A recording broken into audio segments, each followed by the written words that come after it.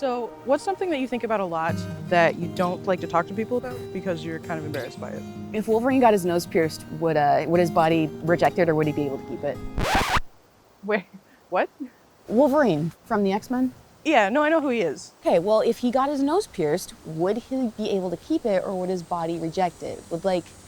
Would the ring kind of act like a plug to stop his body from healing, or do you think his skin cells and tissues and stuff would kind of like form around and absorb it like a tumor tube? I've never really thought about that before.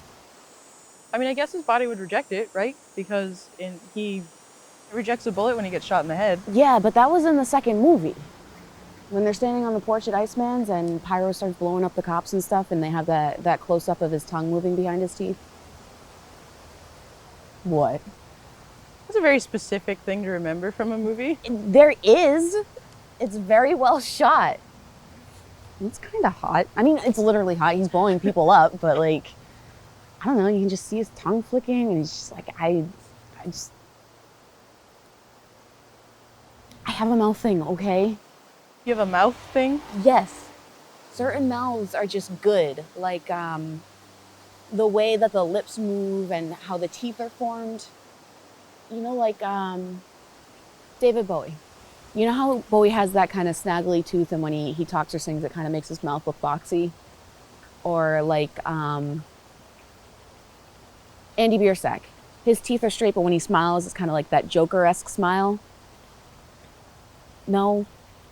You never noticed anything like that? No. Okay. Well, it's definitely there, and it's a thing. We are getting off point, though. I think that he would be able to get his nose pierced.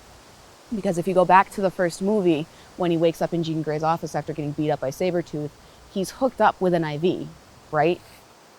In his arm. It's safe to assume he's probably been out for a few hours because she has time to get him into her lab and then get him hooked up, and she also has time to take x-rays. And as far as we know, his body isn't pushing it out because he rips it out, right? And honestly, if it was, I would kind of like to know what type of medical tape she was using to keep it in. Okay. But his head definitely pushes out the bullet in the second movie. What if he's evolved by then? Evolved by No. Evolution takes thousands to millions of years, as Jean Grey explains at the end of the movie. The continuity would be all wrong. You can't just suddenly make something happen because of your shitty writing. You can't just be like, well, normally he doesn't do this, but this time we need it to further the plot, so he's doing it. Well, he's supposed to be ancient, isn't he? Couldn't he have evolved?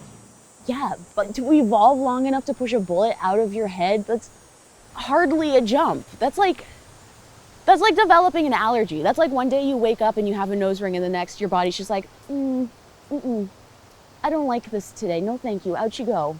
That's not evolving. I'm really enjoying how worked up you're getting over this hypothetical situation. I need answers.